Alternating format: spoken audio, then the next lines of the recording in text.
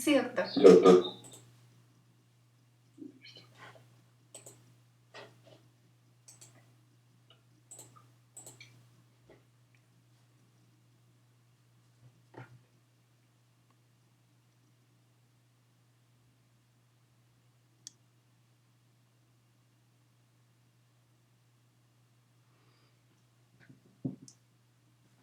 Bueno, ¿pueden ver mi pantalla? Sí.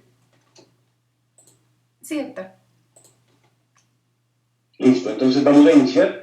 Realmente la historia clínica pediátrica, al igual que la historia clínica de adultos, bueno, los que ya vieron pediatría, ya pues tienen fogueo, ya conocen más o menos cómo es la historia clínica pediátrica, cursaron un semestre completo elaborando prácticamente todo el semestre puras historias clínicas, que es la base de nuestro aprendizaje.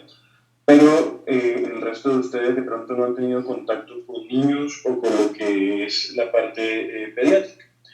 Realmente, si ustedes se ponen a ver, la estructura es muy similar a la historia clínica de adultos, pero tiene algunos ítems que la hacen especial y diferente. Otra cosa que es muy importante es que, y es nuestra fortaleza como unicaucanos, y todos los que están aquí son unicaucanos, o es la fortaleza de las universidades que somos más clínicas y semiológicas y que no tenemos tantas de pronto ayudas o herramientas diagnósticas, valga la redundancia, para llegar a un diagnóstico. Entonces, algo muy importante es que una buena historia clínica pediátrica o de adultos va a ser la clave para un diagnóstico adecuado o lo más aproximado posible, para enfocarnos bien, para utilizar las herramientas que tenemos en nuestro medio de la mejor manera y para saber qué estudios tomar, qué estudios no tomar, o simplemente con la clínica, con lo que yo interrogué, poder intervenir al paciente. Eso es muy importante porque cuando muchos de ustedes se vayan a hacer su servicio de año rural, se van a dar cuenta que muchas poblaciones no van a tener más que sus conocimientos y uno que otro medicamento. Entonces, lo más importante es las herramientas clínicas y lo que ustedes tengan en mente. Al mismo tiempo o al igual, una historia clínica mal elaborada también los va a llevar a tener un mal camino o una mala aproximación diagnóstica que puede terminar inclusive en que se nos complique el paciente. Bueno, muy importante esta parte, ¿cierto? Muchas veces dicen, no, es que el niño es lo mismo que un adulto en miniatura. O se dice que la pediatría es como una medicina interna de niños. Realmente no, es muy diferente. Y el niño no es un hombre en miniatura, ¿cierto? Es un ser que está en crecimiento, maduración y difiere del adulto en los siguientes aspectos. Es decir, es un ser que está en cambio y en modificación constante, ¿cierto? Entonces está en crecimiento y cambio de los caracteres morfológicos, tiene una inmadurez de su sistema inmune, una inmadurez de muchos de sus órganos, ¿cierto? Y hay una maduración de la sexualidad, o sea, a medida que el niño cambia su etapa de vida, va a tener diferentes características y por lo tanto también diferentes enfermedades. Por eso es tan importante que conozcamos los cambios que se dan en el desarrollo de nuestros pacientes, ¿cierto? Una buena evaluación permite detectar precozmente a aquellos niños que se alejen de la normalidad, ¿cierto? Entonces, si nosotros sabemos qué es lo normal para esta edad, vamos a darnos cuenta quién se nos está saliendo de la normalidad y a quién debemos intervenir con un tratamiento oportuno y adecuado, ¿cierto? Si ustedes, los que empiezan pediatría ahora, los que ya pasaron por pediatría, hay una de las cosas que es clave en esta materia. Yo sé que a muchos de ustedes no les va a gustar, a muchos de ustedes les gustó bastante, otros no van a tener afinidad, otros no es que no les guste la pediatría, sino que no tienen afinidad con los niños, ¿cierto? Otros no van a tener afinidad con los papás y dicen, no, no quiero ver un papá más en mi vida. Y para otros la pediatría va a ser el mejor anticonceptivo, ¿cierto? ¿Por qué? Porque uno no ve y no quiere tener hijos muchas veces, ¿cierto? Porque ya se satura de verlos en el hospital y de ver muchas de las dinámicas. Bueno, pero se van a dar cuenta, ¿cierto? Que la pediatría es de mucha educación, de mucha prevención, y eso es una de las cosas que me gusta, ¿cierto? Es la forma de impactar en salud, de impactar en un ser, ¿cierto? Y en prevenir muchas cosas. Entonces, por eso es la historia clínica y la intervención pediátrica va a ser una fuente muy importante de promoción de la salud, ¿cierto? ¿Por qué? Porque es el primer paso, ¿para qué? Para conocer las enfermedades que deseamos prevenir. Y por eso les decía hace un rato que es clave conocer qué enfermedades son más prevalentes, ¿cierto? De acuerdo al grupo etario del paciente. Y el objetivo del médico general en el caso de ustedes, ¿cierto? Y del pediatra en el caso nuestro es mantener sano al individuo desde la infancia. Es decir, que la salud y la vitalidad del adulto tiene impacto desde las intervenciones que hagamos en la infancia. Por eso vemos que nuestra población está enferma, ¿cierto? Por eso vemos que en medicina interna los adultos tienen demasiadas comorbilidades, porque nuestra medicina nunca ha sido preventiva, nunca ha sido de darle foco a la medicina primaria. En el caso de pediatría, la pediatría no es productiva económicamente, y al no ser productiva económicamente, sí, el administrador de nuestro centro hospitalario, de nuestra ciudad, de nuestro país, piensa únicamente en la parte monetaria, pues va a decir, no, eliminemos pediatría, que es como las situaciones que estamos viviendo en nuestra ciudad. Por ejemplo, Clínica de Estancia cerró su servicio de pediatría, pero el valor y la rentabilidad de pediatría no va a ser económica, sino va a ser social, ¿cierto? Es el impacto que tengamos en los adultos del futuro, ¿cierto? Entonces es clave en nuestra intervención pediátrica educar y prevenir, ¿cierto? Y por eso es clave conocer los estados evolutivos de la infancia y ser un buen semiólogo, ¿cierto?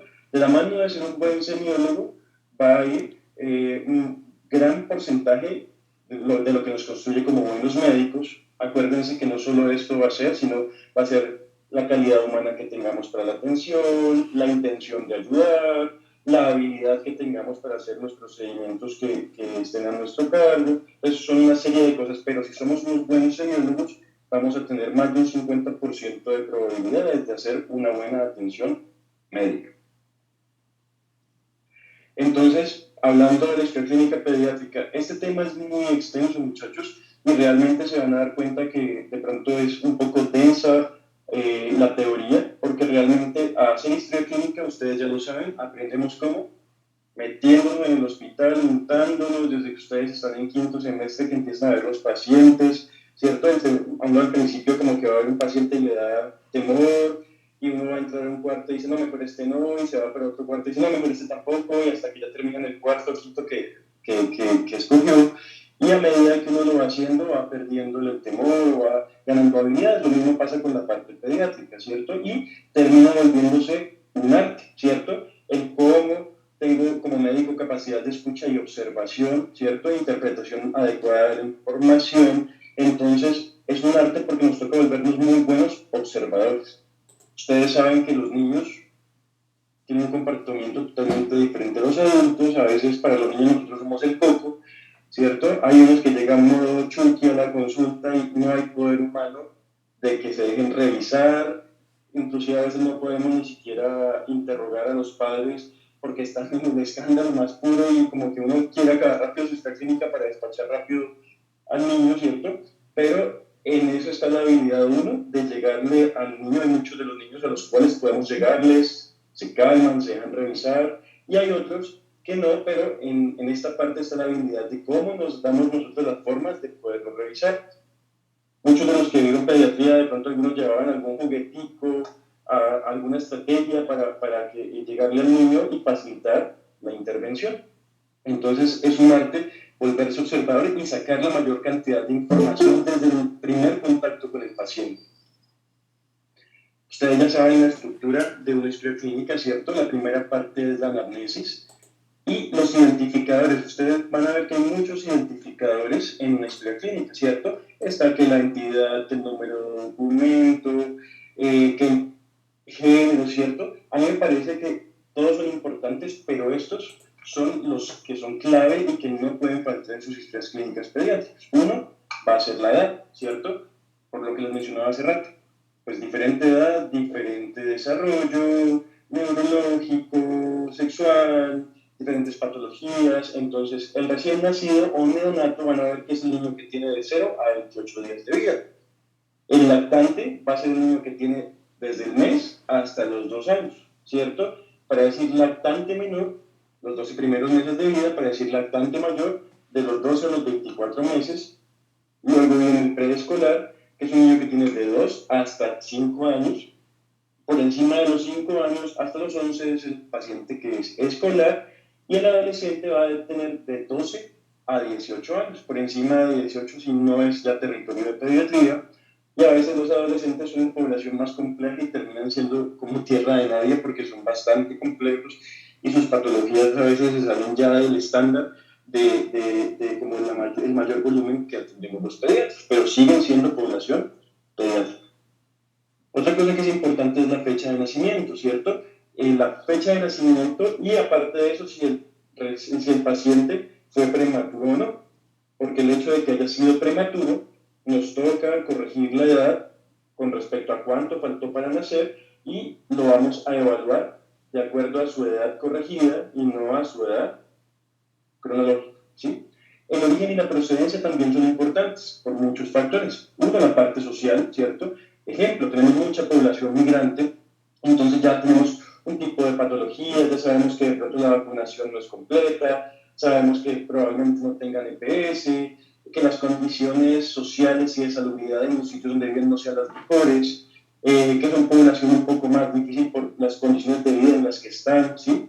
Y aparte de eso, es importante saber de dónde viene el paciente, porque de acuerdo a eso vamos a sospechar cierto tipo de patologías. Ejemplo, las patologías tropicales propias de la costa pacífica, entre otras, ¿sí? Y algo que me parece que es clave para su vida, para su historia clínica, y lo más importante que yo siempre les digo a los muchachos, para su seguridad, porque acuérdense que nuestra medicina es una medicina que se volvió defensiva, ¿cierto? Es decir, el paciente, juramento hipocrático, ¿cierto? Quiero mi carrera, hago lo mejor por el paciente, y eso es muy lindo. Pero en la realidad también tenemos la parte legal, y el paciente puede ser potencialmente también nuestro enemigo, porque si las cosas no salen bien, podemos ser demandados, y entonces pasamos a ser de, ay, tan buena esa doctora, tan bueno ese doctor, a ser alguien que están cuestionando y que están juzgando. Entonces, es clave, sobre todo en pediatría, quién nos está dando la información, y aparte de quién nos está dando la información, la calidad de información, ¿sí? La calidad de información es buena informante la mamá o el papá, es regular informante o es mal informante. No les dé temor colocar la calidad de información, ¿sí? Eso es clave. ¿Por qué? Porque si tenemos una mamá que no nos da buena información, no vamos a poder tener una buena historia clínica, pero no es nuestra culpa o nuestra responsabilidad, sino que termina siendo responsabilidad del cuidador que no nos está dando buena información. Eso es muy importante dejarlo claro. El motivo de consulta, muchachos, lo mismo que sus motivos de consulta que ya manejan en adultos, ¿cierto? La información textual que nos dice la mamá porque trajo al niño, ¿cierto? ¿Por qué lo trajo? ¿O qué fue la que le hizo preocuparla? Entre comillas se puede colocar lo que la mamá dijo, ¿cierto? O lo que el papá dijo, ¿cierto? Y si el paciente nos viene remitido de otro centro de referencia, se puede colocar entre comillas, o sea, el paciente remitido con diagnóstico de, y entre comillas, los diagnósticos que hayan planteado en el centro de referencia.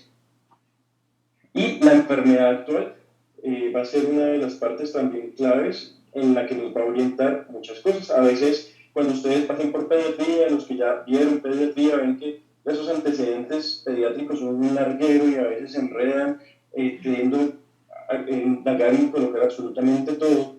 Pero realmente, si yo tengo una enfermedad actual bien estructural, yo voy a poder orientarme sobre qué antecedentes hacer énfasis o sobre qué buscar en revisión por sistemas en ese paciente, ¿cierto? Entonces, ¿qué síntomas evolutivos ha tenido el paciente? En la parte pediátrica, un gran porcentaje van a ser respiratorios o gastrointestinales, ¿cierto?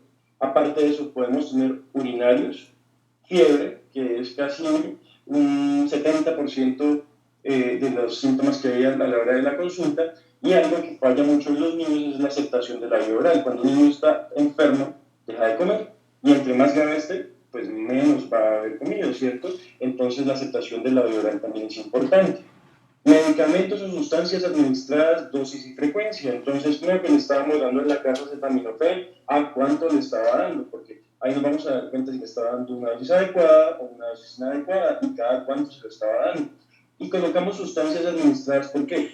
Porque las sustancias administradas a veces son tóxicas, ¿cierto? Entonces puede que le estén dando alguna agua casera que no tenga mayor implicación, pero puede ser que lo hayan llevado al yerbatero, el yerbatero le haya mandado árnica, por ejemplo, que es hepatotóxico, o que le hayan hecho baños con alcohol y esté intoxicado por absorción. Entonces hay que indagar y que quede claro en su historia clínica. O, por ejemplo, una niña con dolor abdominal que en la casa la estaba manejando con buscapina, que no está recomendado, pues usualmente la buscapina, y llegó perforada, peritonizada, no nos dimos cuenta fácilmente, pasaron horas mientras se evaluaba, y esa niña quedó con abdomen abierto, ¿cierto? Y complicada, en UCI, luego hasta resección de un segmento intestinal. Pero que es clave, colocar en su historia clínica en la anamnesis que le estaban dando buscapina en la casa automedicada, porque eso también nos puede enmascarar el diagnóstico y dificultar el diagnóstico. Entonces ahí son herramientas que nos sirven a nosotros para, uno, defendernos y dos, para enfocar el paciente y no confiarnos. Y el otro ítem son exámenes, ¿cierto? ¿Qué exámenes trae el paciente? Si vino remitido, entonces estuvo en el hospital de nivel 1 del Bordo durante tantos días, lo encontraron así, así, así, ellos consideraron que tenía una neumonía, decidieron hacerle este manejo por tantos días y tomaron estos exámenes que mostraban tal y tal y tal cosa. Y no mejoró y por eso decidieron remitir. Entonces, esos exámenes, si vienen en otro centro de referencia, también es importante relatarlos en la enfermedad actual, aparte de los síntomas evolutivos. Ahora, negar lo importante también es clave en la enfermedad actual. Es decir, si vienen con tos, congestión nasal, rinorrea, lo que sea, pues no ha presentado fiebre. Entonces es importante negar que no ha presentado fiebre. Es como un ejemplo que les estoy colocando. Noción de contagio. Siempre en pediatría buscar, bueno, el niño tiene deposiciones diarreicas, tiene fiebre, tiene... Bueno, hay alguien más en la casa que haya empezado con esos síntomas. Sí, el papá está igual. Entonces es clave porque vamos a sospechar, bueno, se trata de un cuadro viral o se trata de un cuadro bacteriano, o no solo noción de contagio, sino algo desencadenante. Ejemplo, empezó con deposiciones con diarreicas, con sangre, pétidas, fiebre alta, el papá está igual, y fue después de que se comieron un yogur que estaba vencido o que no estaba refrigerado. Entonces ahí vamos sospechando qué pasó y lo podemos describir en nuestra enfermedad actual. En cuanto a la tos, se los coloco aquí porque los que vienen de ver adultos están acostumbrados, ¿cierto?, a usar el término tos con expectoración o sin expectoración. Ese término realmente en pediatría sobra, ¿cierto? ¿Por qué? Porque los niños, ya estoy hablando de los más pequeños, ¿cierto? Lactantes, recién nacidos, preescolares, la mayoría de los escolares no expectoran. Ellos no expectoran, no saben desgarrar, como diríamos coloquialmente, sino que ellos tosen, tosen, tosen, tosen y vomitan o se tragan la flema, ¿cierto? Se tragan las secreciones. Entonces, por eso sí es importante que, digamos, está con tos seca o húmeda, ¿cierto? Húmeda, que le suena el pecho, seca, que es totalmente seca, y cianosante o no cianosante, emetizante o no emetizante. Es decir, la tos lo hace poner morado o no, o lo hace vomitar o no, ¿cierto? Y lo mismo las deposiciones diarreicas, no solo decir que tiene diarrea, sino son fétidas o no, tienen sangre, tienen moco, el número de deposiciones al día y el volumen de las deposiciones son de alto gasto, no son de alto gasto, y eso nos va orientando hacia el diagnóstico etiológico. Van a darse cuenta que las que son más acuosas, abundantes, pasan el pañal, no son fétidas, huelen como agrio, tienen moco, pero no tienen sangre, son las de origen viral, que es un gran porcentaje, si bien el mayor, en la población pediátrica, ¿cierto? Pero si tenemos deposiciones como muy frecuentes, que mandan al paciente al baño, que a veces no alcanza a ir al baño, los gancitos terminan hasta con pañal, que tienen tintas de sangre, que son súper fétidas, demasiado, a veces hacen todo el servicio, vamos a sospechar una etiología bacteriana. Entonces, esto todo nos va orientando hacia nuestro diagnóstico solo desde la enfermedad actual. Revisión por sistemas es muy similar a lo que ustedes hacen de revisión por sistemas en adultos. A veces la olvidamos, pero es clave para buscar, según la enfermedad actual y según el paciente, lo que queremos buscar de cada uno de los sistemas y seguir soportando o descartando nuestra sospecha diagnóstica.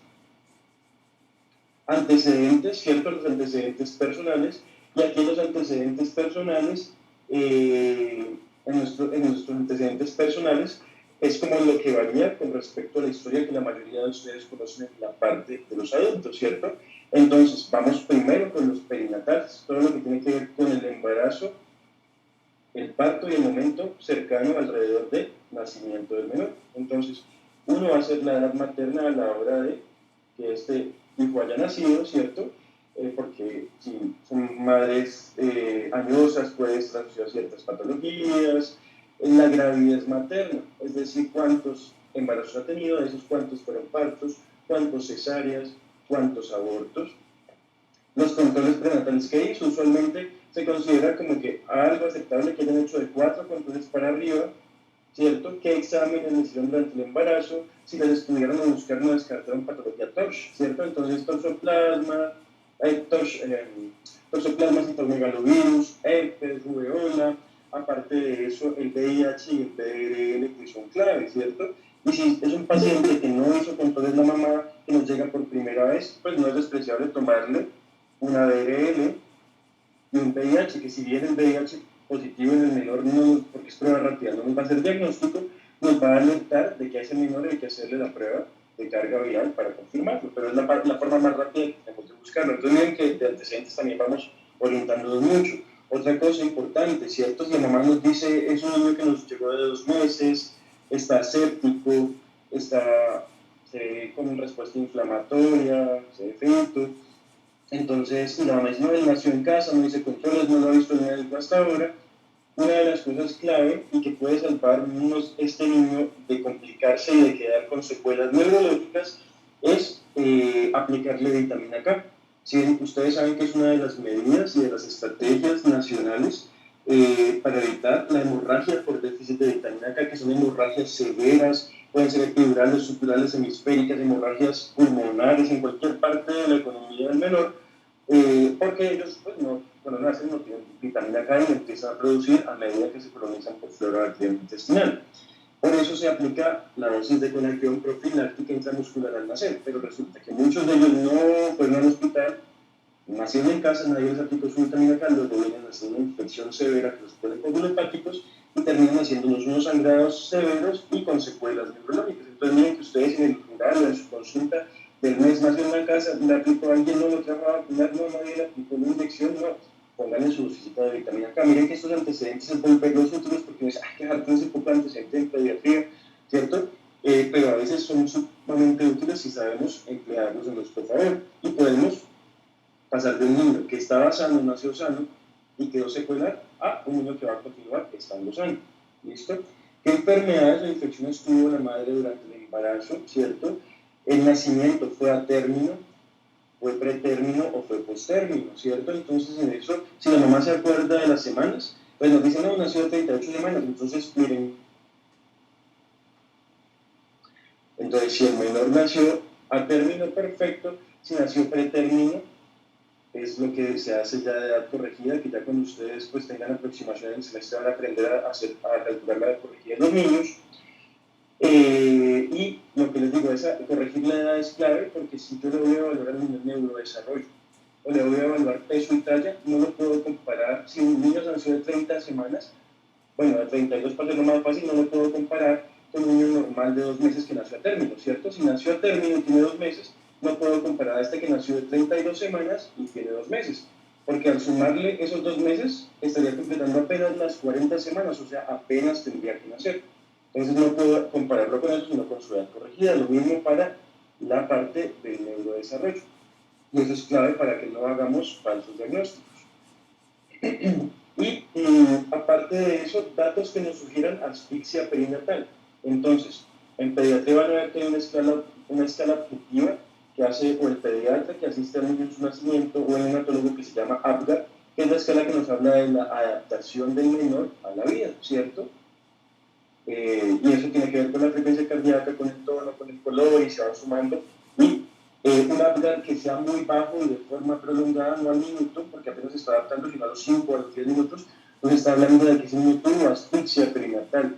Y la asfixia perinatal puede tener secuelas neurológicas, ¿cierto? Retraso en desarrollo, de pronto disparar después de un síndrome convulsivo y otro tipo de enfermedades. Y si la mamá no se nos va a acordar de un Apgar, ¿cierto? Exceptuando las mamás sumamente juiciosas que estén en el programa Canguro, que son de los prematuros, que llevan su cartillita y ahí no buscan cuánto tuvo de Apgar, o que nos lleve la historia del nacimiento. Pero si no, de forma subjetiva, uno le pregunta a la mamá, bueno, el niño cuando nació estuvo por ahí mucho tiempo, no respiró, le tuvieron que dar oxígeno o apoyo o reanimación. Si nos dicen cualquiera de los datos, seguramente sí, el niño tuvo asfixia prenatal. No, muchas veces no nos van a saber a cuántas semanas nació, pero uno les pregunta como que el niño nació cuando debía nacer, al tiempo que le dijeron que debía nacer. Sí, no, el niño se adelantó 1 o 2 meses y entonces uno ya se va orientando si toca el término o no, porque la mayoría de veces no nos van a dar esa información objetivamente. Y la antropometría, para que vayan sabiendo, el peso al nacer también uno coloca y la talla al nacer. Los valores normales son de 2.500 a 4.000 gramos y la talla más o menos 50 centímetros. Ahora, en cuanto a los otros antecedentes, ¿cierto? Tenemos vacunación, que es un tema bastante extenso, ya cuando lleguen a pediatría se familiarizan realmente, pero lo que pedimos cuando vamos a ver vacunación es, uno, pues enseñar medicarnos de vacunas del niño y ver si acorde a su edad, pues tiene las vacunas que ha recibido, y si no nos llevan el carnet, uno le pregunta cuál fue la última vez que lo trabajaba a vacunar. Si tiene 7 años, la última vez debe haber sido a los 5 años. Entonces, uno de acuerdo a eso se va orientando y va viendo si sí o si no. Y lo otro que preguntamos es si tiene vacunas para COVID, que usualmente deberían tener 2, pero nuestra población, por ejemplo, principalmente la indígena, no tiene vacunas, y si los adultos cuidables están vacunados. En cuanto a la alimentación, muchachos, también es algo clave, algo para intervenir, algo para educar desde cuando estamos interrogando. ¿Por qué? Porque nuestra población en general es malnutrida. Malnutrida, ¿qué quiere decir? O están bajos de peso o están en sobrepeso. Bajos de peso, en sobrepeso u obesos también, ¿cierto? O no están recibiendo micronutrientes en su alimentación a pesar de que estén bien de peso, entonces están bajitos en zinc, en hierro, en vitamina A, porque no reciben una alimentación balanceada y realmente muchos de nosotros tampoco la seguimos, ¿cierto? Entonces, miren, el menor, lo ideal es que pueda tomar lactancia materna hasta los 2 años. Son datos que pues vayan teniendo en cuenta. Entonces, lactancia materna hasta los 2 años. Deben recibir lactancia materna exclusiva, que es lo que uno te da. ¿Hasta cuándo debe recibir lactancia materna exclusiva? Es decir, solo lactancia materna y ningún otro alimento hasta los 6 meses. ¿Y qué quiere decir? ¿Por qué? ¿Cierto? Porque hasta los 6 meses es un alimento que es suficiente en cuanto a agua, o sea, a hidratación, a hierro, a nutrientes, a calorías, a grasa, a proteína, a todo lo que necesita un niño de los 0 a los 6 meses. Se puede iniciar a los 4 meses porque el niño neurológicamente, gastrointestinalmente, renalmente está preparado, pero se difiere hasta los 6 meses en la mayoría, en la medida de lo posible. ¿Por qué? Porque si el niño está alimentado con lactancia, usualmente no se va a enfermar de diarrea. ¿Por qué? Porque no se está manipulando alimentos y mucha población van a tener pues mala manipulación de alimentos, ¿cierto? Ya el niño de hijo de madre fallecida, que esté alimentado con fórmula o que la mamá no produzca casi leche, ¿cierto? Que tenga agaláctea o hipogaláctea y que se esté tocando comprar la leche de fórmula, pues eso es sumamente costoso, entonces uno le dice, bueno, a los 4 meses podemos estar empezando alimentación complementaria, ¿sí? Y a los 6 meses que empieza la alimentación complementaria, entonces a qué edad la inició y si ya es más grandecito, pues nos toca indagar sobre la calidad, ¿cierto? Y cantidad, entonces, ¿qué tanta, cada cuántas veces a la semana comen carne, pollo, pescado, alguno de esos, ¿cierto? ¿Cuántas veces a la semana come huevos y toma leche?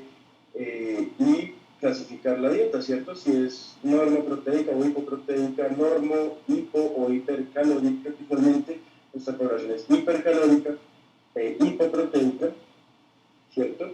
Y hay una recomendación que yo les doy a muchos de ustedes y va de la mano de alimentación, desarrollo psicomotor, la parte perinatal, y es que volvámonos prácticos. Puede ser pediatría, ¿cierto? Pero es volverse práctico, porque ustedes van a ver que el ejercicio en salud, nuestro sistema es caótico, ¿cierto? Y si ustedes van a trabajar en una EPS, pues van a poner 3 pacientes por hora, entonces este larguero de historia uno no lo va a poder hacer completamente. O si están urgencias también de intervenir, indagar y resolver rápido lo que ustedes estén viendo en sus pacientes. Entonces, por ejemplo, nos devolvemos un poquito. Si es un paciente de 15 años, pues yo siempre le digo a usted, se ve a veces ridículo, preguntando, mamá, cuántos años tenía cuando nació el bebé, cuántos controles hizo, y la señora ni se va a acordar, ¿cierto? Si el paciente llegó por una fractura de radio, pues nada, mamá, ¿hubo alguna complicación en el embarazo? No, bueno, no datos perinatales importantes, ¿cierto? Cuando pasen por pediatría, igual hagan sus historias completas, ¿cierto? No vayan a decir que yo les dije, pero la idea es que se vuelvan prácticos y enfoquen, ¿cierto? Y enfoquen. Si es un paciente de 15 años que empezó a convulsionar, bueno, ahí sí es importante que yo indague si tuvo asfixia, si fue prematuro, si tuvo alguna infección tipo TORCH, ¿sí? Porque eso sí influye de pronto que yo diga, sí, de pronto es un síndrome convulsivo, de pronto es una epilepsia, tiene noxa de periodo perinatal, o si es un paciente que tiene trastorno del aprendizaje. ¿Listo? Lo mismo en cuanto a alimentación, un viejo de 15 años que llegó por una fractura, mamá, ¿hasta cuándo le dio té? O sea, no. Es más indagar la calidad de alimentación en el momento. ¿Sí? En el momento es diferente, es un paciente que está con una desnutrición severa, entonces de pronto sí podemos indagar muy bien la parte alimentaria. Entonces que ustedes se enfoquen de acuerdo al paciente. Lo mismo el desarrollo psicomotor, ¿cierto? El desarrollo psicomotor, ustedes van a ver también que es una escala que se llama escala abreviada del desarrollo, que tiene muchos ítems de parte, que evalúa la parte motora gruesa, motora fina, la parte del lenguaje, la parte social adaptativa. Sin embargo, en el ámbito de urgencias o de consulta rápida, uno empieza a preguntar, ¿cierto? Mamá, ¿a qué edad sostuvo su niño la cabeza? Entonces, la idea es que es un periodo que lo logran entre los 3, máximo 4 meses. ¿A qué edad empezó a rolar? Rolar quiere decir darse vueltas en la cama. No, 4, 6, 7 meses. Bueno, bien. ¿A qué edad se empezó a sentar con apoyo? No, 6, 7, 8 meses a sentar solito. 7, 8, 9, 10 meses. ¿A qué edad gateó? ¿A qué edad caminó? Por ejemplo, para caminar tienen hasta los 18 meses. Si fue prematuro, hasta los 18 meses, pero corregidos. Entonces hay niños que ustedes van a ver que caminaron a los 11, niños que tienen 14 y todavía no caminan, entonces se están parando y empiezan a estresarse porque es que el primito tiene 11 y de los 11 camina. Todos somos diferentes, ustedes ya lo saben, ¿cierto? Tenemos habilidades mayores para unas cosas, menores para otras, nos vamos a demorar y nuestros procesos todos son diferentes. Por eso no nos debemos comparar tampoco entre nosotros. Entonces, lo mismo, al desarrollo psicomotor vamos a lo mismo, ¿cierto? Si es un paciente de 13, 14 años, pues, mamá, cuando estaba pequeño el niño hizo lo que debía hacer, de gatear, caminar, hablar, igual que los primitos, que estos niños lo hacen. Bueno, neurodesarrollo normal en primeros años y más vale, preguntamos por la historia escolar, ¿cierto? Ha perdido años, ¿cómo le va en el colegio? ¿En qué año está? No, buen rendimiento, mal rendimiento, le cuesta una matemática, entonces ahí sí nos podemos integrar de pronto eso, ¿sí? O si es un paciente con trastorno psiquiátrico del comportamiento, sí es clave que nos vayamos hasta el inicio de su desarrollo psicomotor para ver qué va a pasar. Lo mismo de antecedentes patológicos, quirúrgicos y alérgicos de sus historias clínicas que ya conocen, la historia familiar, o sea, antecedentes familiares, y la parte psicosocial y familiar es importante por el hecho de que hay muchas patologías que son propias del nexo familiar, de las condiciones de vida, de salubridad, y a veces un adulto nos enferma a un niño. Ejemplo, la tuberculosis no es tan fácil de diagnosticar en los niños. Nuestra población es endémica por las condiciones de hacinamiento, por la población indígena, por de pronto la población de la costa, que viene un hacinamiento un gran porcentaje. Y la forma de sospechar a veces tuberculosis en niños es un adulto sintomático respiratorio. Entonces esto es importante confirmarlo o negarlo en la parte psicosocial. No hay contacto con sintomáticos respiratorios. Adulto fumador. ¿Por qué? Porque ustedes van a ver que un gran porcentaje de niños son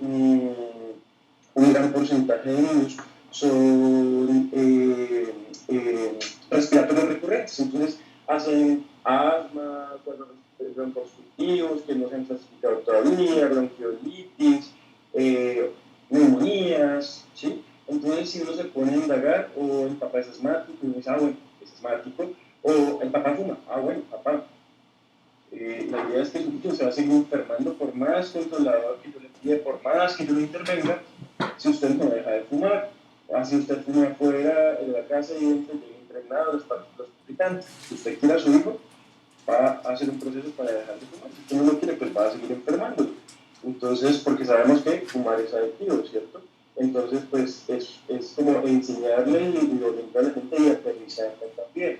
Lo mismo del sintomático respiratorio, pues vamos a entrar a estudiar ese niño que nos está haciendo cuadros broncoconstrictivos cada 3 meses y puede que sea una tuberculosis. Ellos son paucivacilares, entonces no, las baciloscopias a veces nos dan negativas, el cultivo nos puede dar negativo, entonces nos toca llenarnos de motivos por la parte epidemiológica.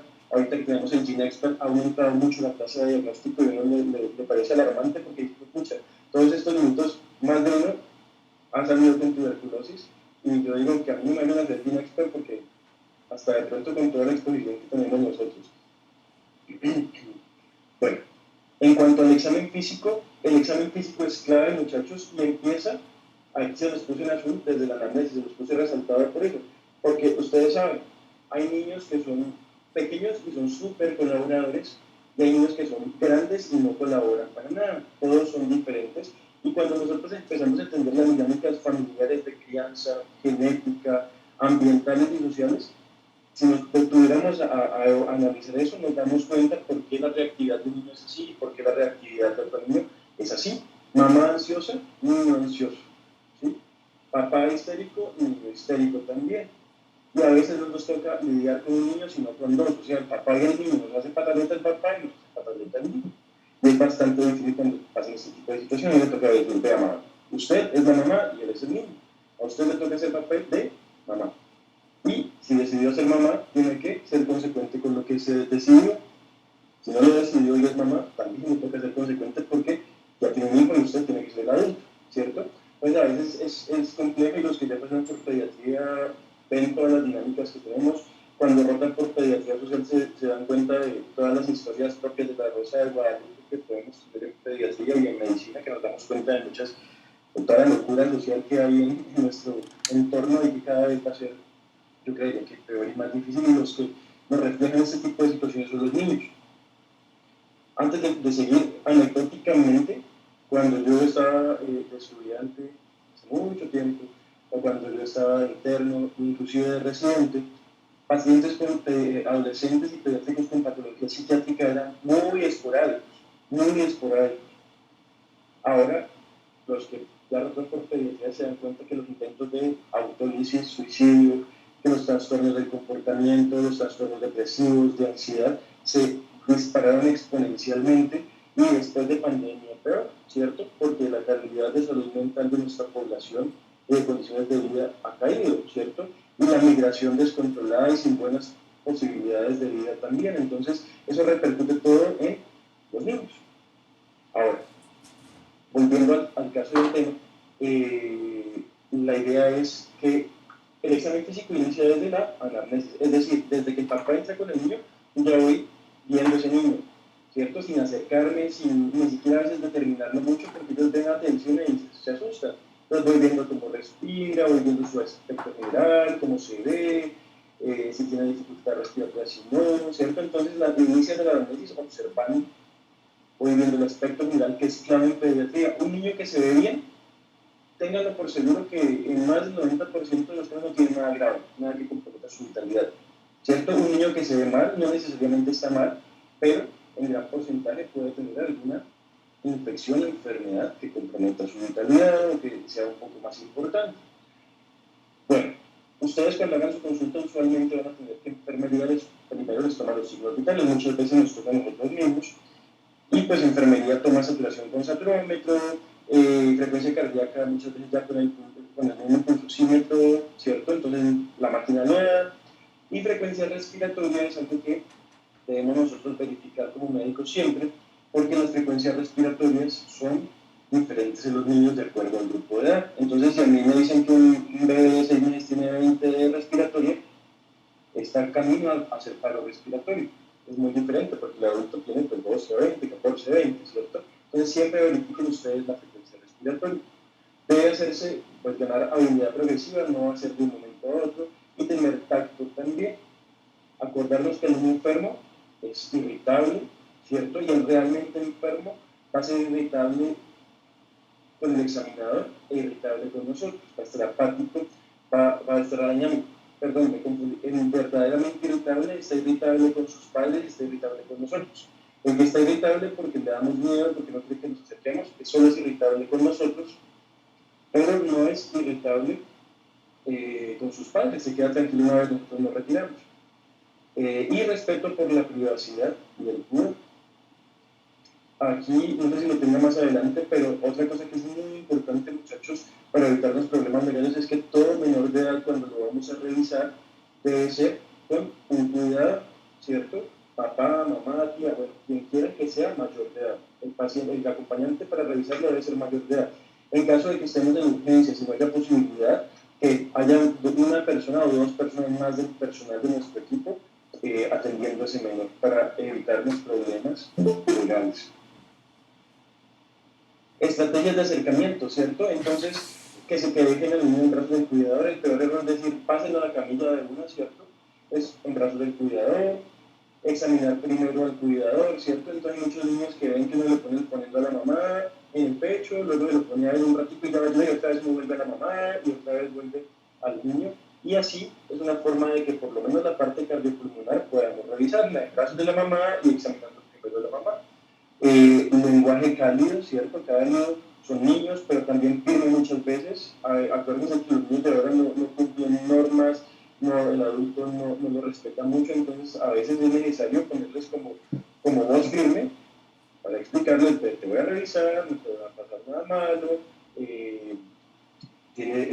igual no tienes otra opción que dejarte revisar, si te quedas tranquilo y colaboras, va a ser mucho más rápido, te vas a poder ir para la casa, ¿cierto? Hay muchos papás que los llevan amenazados al hospital, o todo el tiempo, si no te portas bien, te llevan al hospital para que te pongan la vacuna. Pues claro, esos niños llegan aterrorizados al servicio de urgencias y el problema es para nosotros.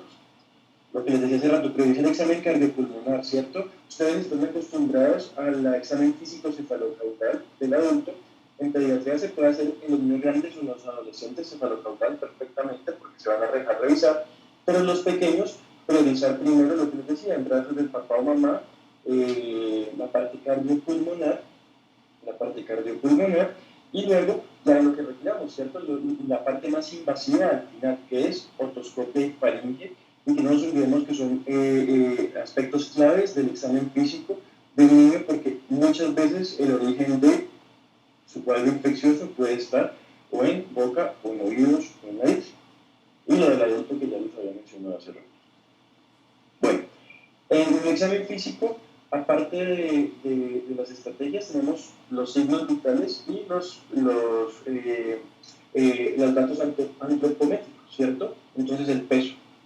Para el peso tenemos tablas que son las que ven a la derecha, que son de la OMS, tablas estándar, inclusive se crearon unas colombianas más acordes a la población colombiana, ¿cierto? O sea, si a un caucano, un caucano nosotros nos comparan con un europeo, pues obviamente vamos a quedar mucho más pequeños, ¿cierto? Entonces, más o menos estos datos son como estándar. Al nacimiento, lo que esperamos que un niño normal pese de 2.500 a 4.000 gramos. Por debajo de eso es bajo peso al nacer, por encima de eso es macrosómico. Al año se espera que el niño haya triplicado el peso del nacimiento. A los 2 años se espera que haya cuadruplicado el peso del nacimiento. Y lo que les decía, el prematuro siempre lo vamos a evaluar acorde a su edad corregida. No hay necesidad de saberse todo eso, de pronto son datos que nos pueden servir para practicidad y para rapidez, pero la idea es que nos ubiquemos en las tablas. En la parte de abajo de las tablas siempre va a estar como la edad, por ejemplo, edad del niño, ¿cierto? 1 año, 2 años y cuántos meses, por eso es importante tener la fecha de nacimiento, porque vamos a saber, tiene 2 años y 3 meses. Y en la parte lateral está el peso, o va a estar la talla, en centímetros. Hay unas que tienen peso y talla, y es como mira el puntico donde se coincide el peso y la talla, y eso nos va a dar las desviaciones estándar que tiene el niño. Entonces, lo normal es que esté entre -1 y +1 desviaciones estándar. Por encima de eso está pasado, por debajo de eso está bajo. Y son las medidas a intervenir. Lo mismo la talla, ¿cierto? Miren que al nacimiento un niño debe medir más o menos 50 centímetros. Al año ha aumentado el 50% de la talla al nacimiento, es decir, 75 centímetros. Durante el segundo año aumenta 2 centímetros más. Al cuarto año duplica la talla del nacimiento, se llega al metro de estatura. Y desde los 3 años se dice que hasta el inicio de la pubertad va ganando 5 centímetros por año. Usualmente los primeros 5 años de vida no es justificar que el papá y la mamá son chiquitos, el niño va a ser más chiquito. Usualmente el crecimiento es como más estándar, ¿sí? Y importante que tengan en cuenta, miren que este es el tallímetro que está en la pared, ¿cierto?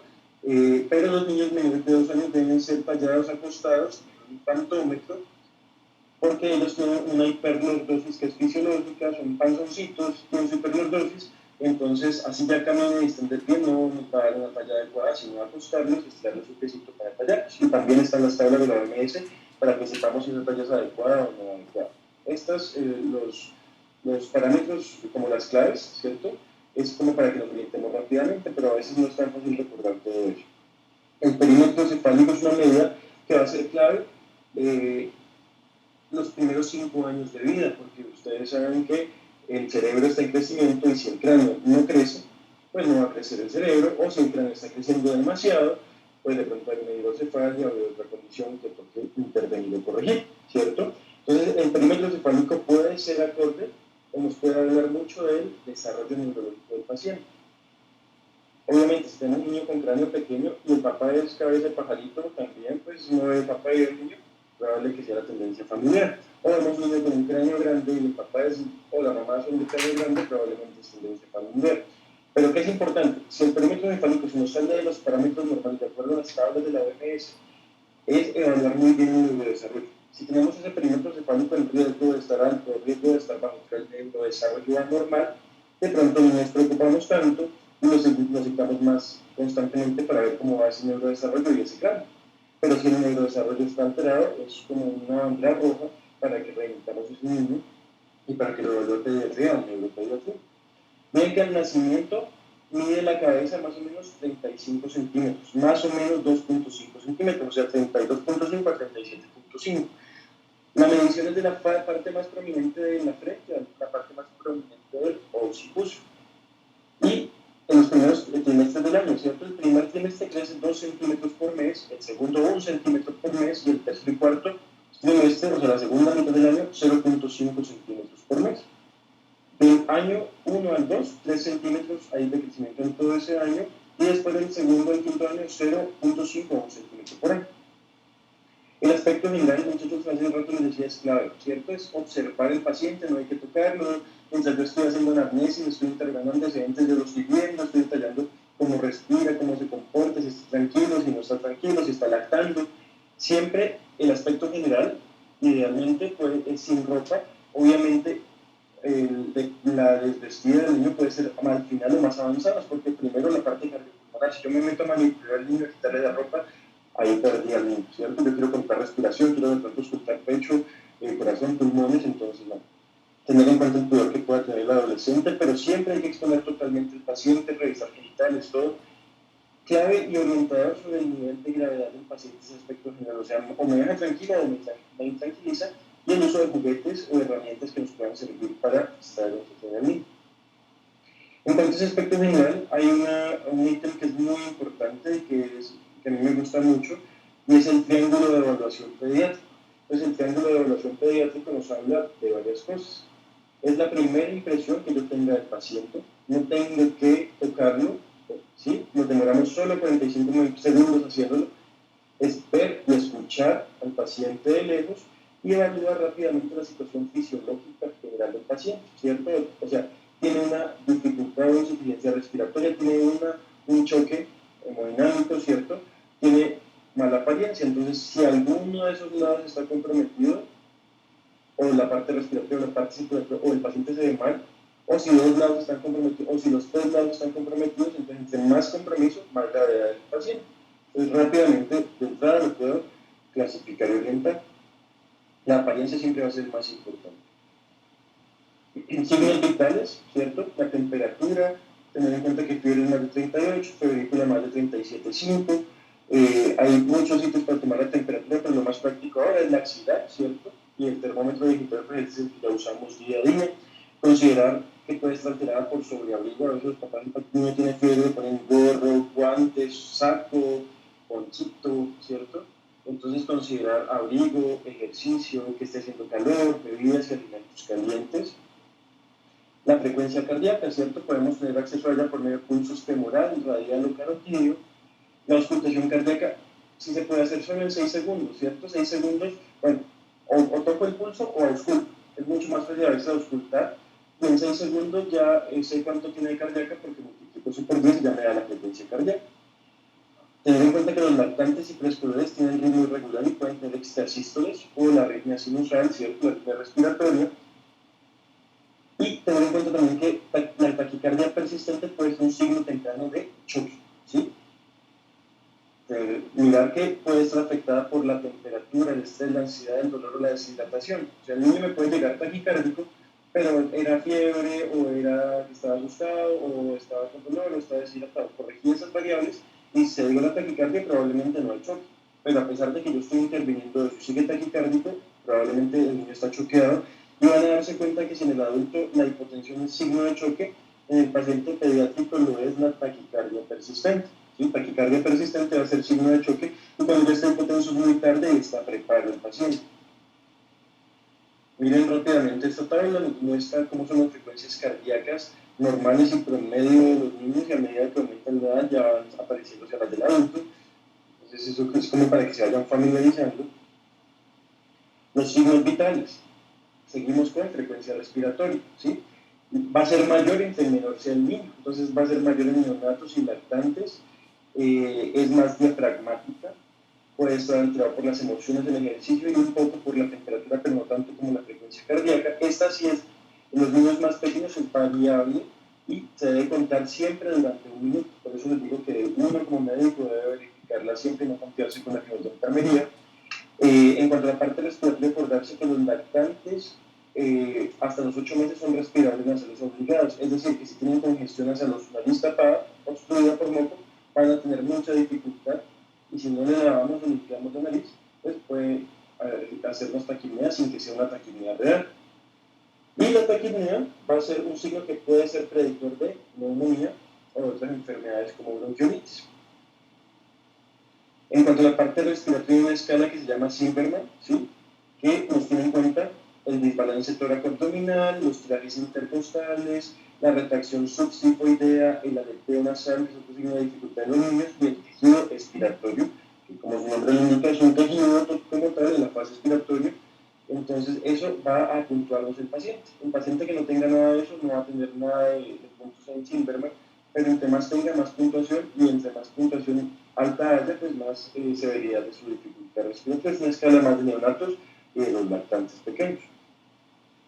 La presión arterial. Tener en cuenta que para tomarla tenemos que tener el manguito adecuado, que cubra dos tercios del brazo de la pierna. También hay unas curvas desarrolladas para estándar por edad en los niños, que nos hablan de los percentiles que se está la presión arterial, el percentil 50, 75, 90, 95, que se pueden calcular de acuerdo a la talla del paciente. El otro signo vital también es la saturometría, ¿cierto? Esperamos que nos estén por encima usualmente del 92% en la altura de Popayán. En alturas como Costa Pacífica puede ser por encima de 94, y en alturas como Silvia, Bogotá, no aspira que se estén por encima de 89 y 90 y no puede ponerse a exigirles más cuando hay un proceso respiratorio, porque dependiente de... Y los signos vitales que les agregó ahí es la glucometría, ¿sí? Ustedes ven que los niños lo primero que hacen cuando están graves o cuando están enfermos pues es dejar de comer y pues no tienen muchas reservas a veces energéticas y son malnutridos, pero es lo primero que pueden hacer un niño de estos es una hipoglucemia. Entonces la recomendación es que cualquier niño crítico grave que ustedes aborden le tomen una glucometría. Si está por debajo de 60 pues hay una hipoglucemia. O puede también estar en situaciones que en pediatría es la edad en que nos debutan las situaciones diabéticas y se camuflan con cuadros de deshidratación, diarrea, vómito.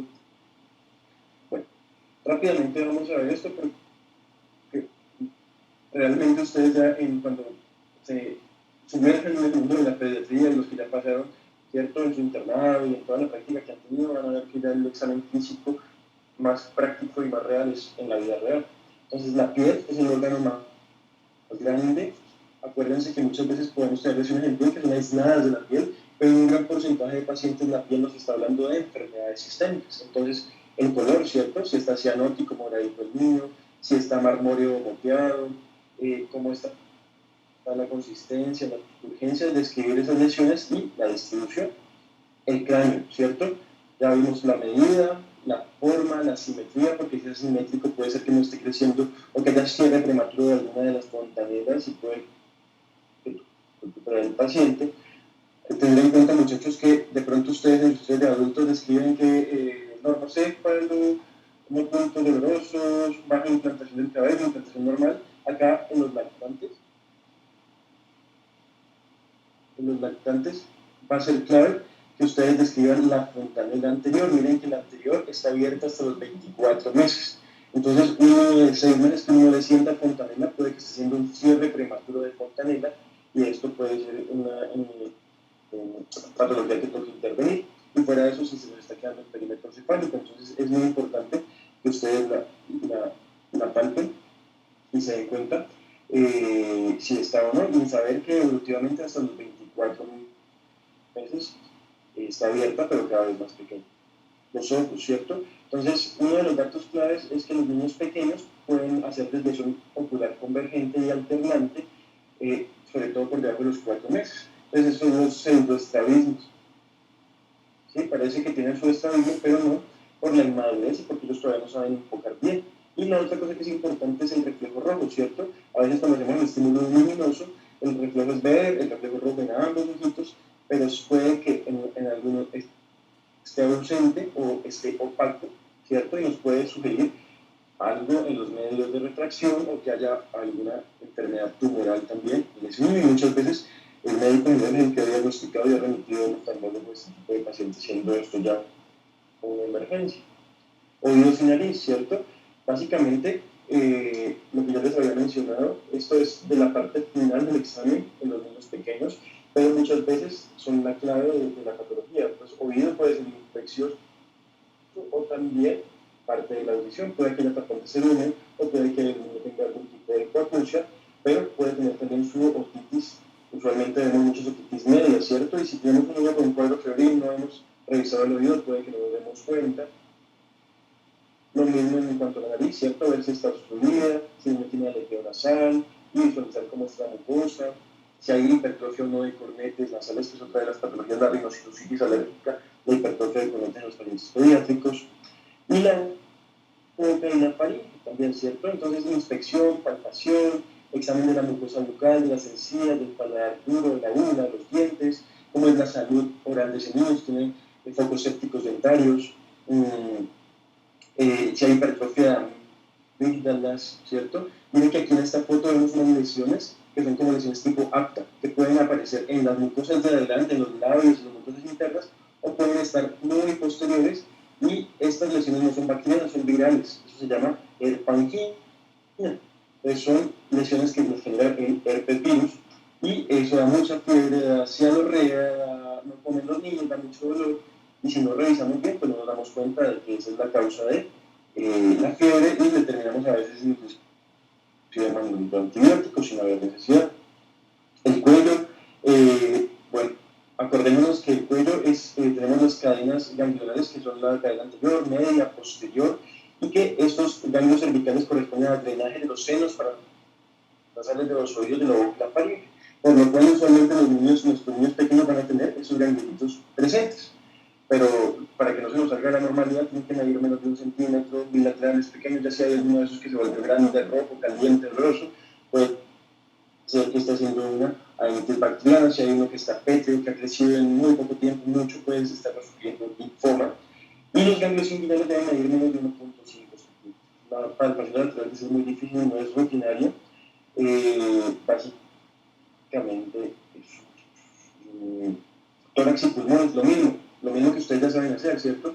Inspección, palpación, percusión, auscultación, la parte de frecuencia respiratoria y los tirajes. Una cosa y un dato importante es que los tirajes intercostales no son significativos en los niños pequeños, en los lactantes, porque los tienen debilidad de la pared torácica, de los músculos. Entonces hacen retracciones intercostales fácilmente y sobre todo si están acostados. Entonces la idea con esto es que los significativos son los subcostales o los supraesternales o los supraclaviculares. ¿Listo? ¿Qué otra cosa? A mayor edad, mayor volumen pulmonar, y por eso menor es la frecuencia respiratoria, que fue lo que les mostré previamente. y que es muy frecuente que los niños hagan congestión alta, ¿cierto? Rinorrea, congestión nasal, movilización de secreciones altas, pero tener muy presente eso porque cuando vayan a auscultar el tórax, si no lo tienen presente, pueden confundirlo con roncos o con estertores, y puede que se trate de movilización de secreciones reflejada de vía aérea superior, para discriminar muy bien eso de lo que ustedes ya usualmente conocen de estertores, roncos, sibilancias. El corazón, ya les había mencionado, en la frecuencia, ritmo, tamaño y características del primer y segundo ruido, la palpación del pulso, los femorales son como de rápido acceso, y aparte de eso, si tenemos una sospecha de coartación de aorta, estos van a estar muy disminuidos. Tener en cuenta que los ruidos respiratorios pueden simular soplos. Va a ser mucho más difícil escuchar soplos en los niños que en los adultos. ¿Por qué? Porque tienen una frecuencia respiratoria mayores. Y muchos de estos niños tienen soplos inocentes. ¿Qué quiere decir soplos inocentes? Soplos normales, que no hay ninguna cardiopatía asociada, hasta el 50% de los niños sanos. Pero la moraleja que tenemos, y ahorita que hagamos la brigada, si alguno encuentra algún soplo, es un soplo escuchado igual a toma de ecocardiograma. Es un examen económico, es un examen que, pero el examen económico es un examen que no irradia, que no genera mayor problema, y que está a la mano de todas las EPS con un cardiólogo pediatra. ¿Por qué? Porque no nos podemos confiar en que el niño sí tenga una cardiopatía real. Los soplos funcionales, ¿qué características tienen? No están asociados a sintomatología, o sea, síncope, dolor clásico, taquicardias, ni a cambios radiológicos como cardiomegalia. Son de baja intensidad, usualmente son grado 1, grado 2, son sistólicos, cambian con la posición del niño, y el electro va a ser normal. Pero la moraleja es soplo escuchado, soplo que lo mandamos para que le tomen ecocardiograma. El abdomen, entonces, lo mismo, ¿cierto? Inspección, auscultación para ver el peristantismo, percusión, palpación. Los niños pequeños no lactantes tienen un abdomen protuberante o de verdad para atrás, es un pancho por la debilidad de la musculatura abdominal, que va mejorando con el paso del tiempo, por la tonicidad y por los movimientos y por todo. Aprovechar cuando el niño está llorando y expira, porque se relaja un poco y podemos palpar. Tener en cuenta que el hígado normalmente se palpa 2 a 3 centímetros por debajo de la reja costal en los menores de 2 años. Es normal palparlo, después ya no. ¿Sí? Y un dato clave es cuando sospechemos patología quirúrgica abdominal dentro de una apendicitis, una peritonitis. En el niño pequeño que no nos colabora, la percusión es clave. Porque el niño puede que nos esté llorando, nos pone el abdomen tenso, no podemos palpar fácil, pero percutimos por todo lado, percutimos, y llora igual. Pero percutimos en la zona que está irritada y cambia el llanto. O el niño más grandecito tiende a localizarlos, ¿cierto? Y cuando vamos a evaluar a los más grandes, nos ponemos a conversar de sus amiguitos, de sus mascotas, de cómo se llama, cuántos años tiene, qué le gusta hacer, qué no, mientras lo palpamos. Y acordemos que tenemos que iniciar palpando el punto que no le duele, más alejado de donde le duela, hasta llegar a donde le duele. Y si distraemos al niño, muchas veces vamos a darnos cuenta que no hay mayor dolor o no hay signos de irritación. Genitales, es importante evaluarlos tanto en varones como en las niñas, por ejemplo, la exposición, el pene, los testículos, los anillos inguinales, ¿sí? Si el pene mide por debajo de 2.5 en el recién nacido, va a ser un micropene, va a ser normal y puede estar asociado a condiciones hormonales. Acuérdense, conozcan que el niño es fimótico fisiológicamente el primer año de vida, ¿okay? Esto evolutivamente va resolviendo en la mayoría de los casos de intervención quirúrgica. También pueden tener algo de hidrocele el primer año de vida, pero si encontramos criptoquidia, hay que buscar dónde está ese testículo, ¿cierto? Porque puede ser que esté o en canal inguinal, que no hay mayor problema, o que esté en el abdomen, y eso se asocia a patología oncológica, ¿cierto? Sea el testículo, que ustedes lo vieron ahorita, bueno, algunos de los que han estado han pasado por lo menos semestre ya lo han visto. Y evaluar el perineo y el ano, ¿cierto? Si es un ano que no está perforado y que hay una fístula en el perineo, por ahí está saliendo la materia fecal, entonces ver bien que sea un ano que esté perforado, que en el perineo no haya defectos. En las niñas lo mismo, el clítoris, los labios mayores, menores, el orificio vaginal y ventral, los anillos inguinales. Tener en cuenta que en el recién nacido puede haber secreción blanquecina, ¿cierto? Puede observarse adherencia de los labios menores en lactantes que pueden ser cinéticas, y eso puede obstruir la uretra y hacer que hagan infecciones urinarias. Entonces, si está esa cinética, hay que liberarla. Explorar también la región inguinal y el perineo. Datos curiosos para ustedes es que las niñas pueden tener un sangrado vaginal hasta los 6 meses de vida por influjo hormonal de la mamá, por estímulo hormonal de cuando estuvieron en el embarazo, puede tener su sangradito. Y tanto niños como como niñas pueden tener una secreción blanquecina por las mamas, que se llama leche de brujas, por el mismo influjo hormonal en su edad lactante, los lactantes más pequeños. Entonces, esos datos curiosos y a veces nos van a consultar las mamás como por eso, ¿no es cierto?, asustadas. Esta es la escala de Tanner, que pues en el paciente que sea pertinente la vamos a aplicar en que sospechamos que tenga la pubertad precoz, un síndrome ovario poliquístico, entonces vamos viendo cómo si su desarrollo, los caracteres sexuales está acorde a su edad. El sistema musculoesquelético, pues mirar la postura del paciente para detectar deformidades, las articulaciones, si hay una limitación funcional, tamaño, simetría y fuerza muscular. Tener en cuenta que el niño entre los 2 primeros años va a tener una marcha con base amplia y estable porque está aprendiendo, coordinando y desarrollando sistema nervioso central, que son una hiperlordosis lumbar, que es normal, por eso es el motivo de tallarlos acostados, y el pie plano es fisiológico hasta los 4 años. Entonces hay muchas remisiones por pie plano cuando es fisiológico y es esperado por el desarrollo progresivo hasta los 4 años. Y el sistema nervioso central, ¿cierto? Entonces, desde que vimos a ese niño ya estábamos evaluando estado de conciencia, ya estábamos evaluando, este es irritable porque me acerco, pero los papás es tranquilo, entonces es irritable controlable, tranquilo con el cuidador. Signos de neuroinfección, ustedes ya conocen Kernel, Kuczynski, rigidez bucal, pero en los niños más pequeños eso no existe, ¿cierto? Entonces, son específicos, son irritabilidad persistente con todo el mundo, o somnolencia persistente, o intolerancia a la alimentación y vómito persistente. Los reflejos primitivos, ¿cierto? Son muchos de los reflejos que están en los niños más pequeños y a medida que su desarrollo neurológico va avanzando, van desapareciendo y la persistencia nos puede indicar patología o lesiones en su sistema neurológico. Lo mismo la evaluación de paresternales, tono, fuerza, sensibilidad y la escala de Glasgow, que es principalmente para el trauma craneoencefálico, pero se puede utilizar para otro tipo de cosas. Y tenemos una escala de Glasgow adaptada a la población pediátrica.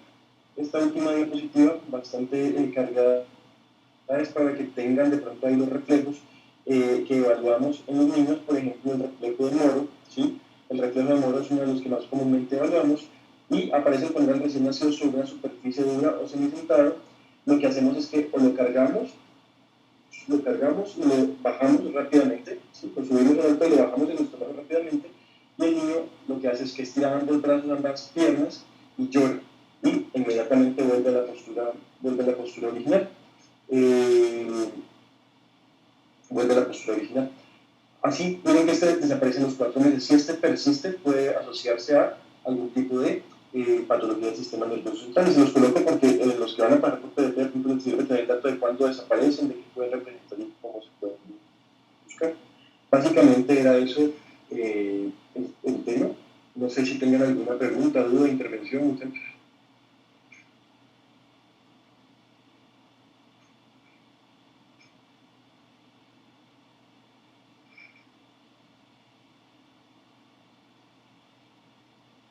No, sí, Daniel Gutiérrez tiene una pregunta. Usted de pronto ha tenido, ha tenido de pronto experiencia antes con las comunidades indígenas. Pues me causa mucha curiosidad cómo se hace el control prenatal en ellos, cómo evalúa uno eso y qué herramientas puede tener uno en esos escenarios. Listo. Pues varias cosas. Sí he tenido experiencia, de hecho mi año rural lo hice en Guambía. Mi año rural lo hice en Guambía. Realmente la población MISAC es mucho más asequible a nosotros, pero como estrategias es trabajar de la mano con su medicina tradicional, ¿sí? Muchas veces nos llamaban cuando estaba la parte atendiendo y se complicaba el niño, entonces íbamos a asistir al niño o a la materna en su medio y nos lo llevamos para el hospital, o muchas veces las mismas parteras lo remitían. Realmente la población NASA es más compleja, la parte de comunicación con ellos es más difícil, muchas veces hablan español, entienden, pero son muy selectivos y no te hablan mucho. Y a medida que uno va interactuando con ellos, a veces sí te van como soltando información. A veces el tema se ha modernizado más con todos los prenatales hacen, o muchas veces, por ejemplo, en Silvia les ponían como programas de estímulo o gancho de mercados, ¿sí? Paquetes de mercados, cosas, pero si mostraban su carga de vacunas, si mostraban sus controles prenatales, si mostraban sus controles de crecimiento y desarrollo, pero es como un reto grande con las poblaciones, como las comunidades indígenas, con los que es más difícil en mi experiencia es con la población de la costa pacífica. Hay mucho indígena siapidara, son emberas, siapidaras. Ellos sí hablan mucho menos, ¿cierto? Y muchas veces una de las herramientas es tener traductor a la mano, ¿sí? Traductor a la mano, gente que sea del mismo hospital o de la misma comunidad que esté con nosotros, que nos pueda traducir a veces para que la comunicación sea más asertiva y más adecuada. Perfecto, doctor. A propósito, muchísimas gracias por la charla, muy completa. Listo, muchacho. Se extendió un poco más de lo esperado realmente. Doctor, yo tengo No sé una si alguien pregunta. más tenga alguna pregunta. Sí, doctor, yo una pregunta. Con el tema de la vacunación en la población indígena, pues que hay muchas gente que es antivacunas, ¿uno cómo puede hacer educación en esos padres? ¿Usted cómo se enfrenta a ellos? Ay, es complicado, es bastante complicado, pero el primer acercamiento debe ser tratar de hablarles, explicarles la importancia. Muchas veces es como, vea, el niño llegó al hospital, se quedó 12, 14 días con una neumonía complicada, si hubiera estado vacunado no te habría tocado quedarte estos 14 días acá, la mamá pues sin poder cuidar a tus otros hijos, sin poder trabajar en el campo, es más que todo eso, ¿no? Es más que todo como educarlos en ese sentido y hacerles ver como las consecuencias de la no vacunación. Es muy difícil porque hay gente que es muy clara en que no los quiere vacunar y realmente no los van a vacunar. Les cuento una experiencia graciosa, es que yo no fui vacunado allí. Sí, yo no fui vacunado de niño, yo soy pediatra y no fui vacunado de niño. Entonces, uno puede ver todo tipo de cosas porque no solo los indígenas a veces son antivacunas, sino mucha gente que es de nuestra comunidad, ¿sí? Y eso ha pasado sobre todo con el COVID. Ustedes se dieron cuenta que mucha gente de nuestras familias inclusive no quiso vacunarse, pero es la única opción que nos dio la posibilidad de volver a la, entre comillas, normalidad que nunca ha sido normalidad.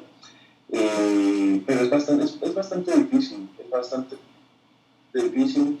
Nosotros hospitalariamente nos intervenimos por trabajo social, nos valemos también de las asesores de la IC, ¿cierto? De la misma gestora de la IC, y procuramos que esos niños, por ejemplo, de 2 meses que no los vacunaron, por lo menos nos vayan con vacunas del hospital, que es lo que a veces uno hace cuando uno está en la población, en medio rural también en su consulta. Muchas veces, antes de que se le vayan, uno trata de, por los laditos, o si hay alguien del mismo personal que sea de la misma etnia indígena, que trate de hablar con ellos y concientizarlos. Pero es un reto bastante, a mí me parece bastante complejo, bastante difícil, porque el que no quiere, no quiere. Uno pues lo interviene por trabajo social y demás, pero al final es complicado.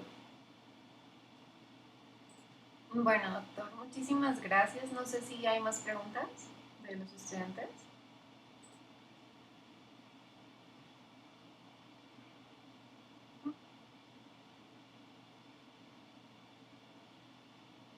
No, listo. Creo que Muchas no, gracias a doctor. ustedes, muchachos. Espero haya sido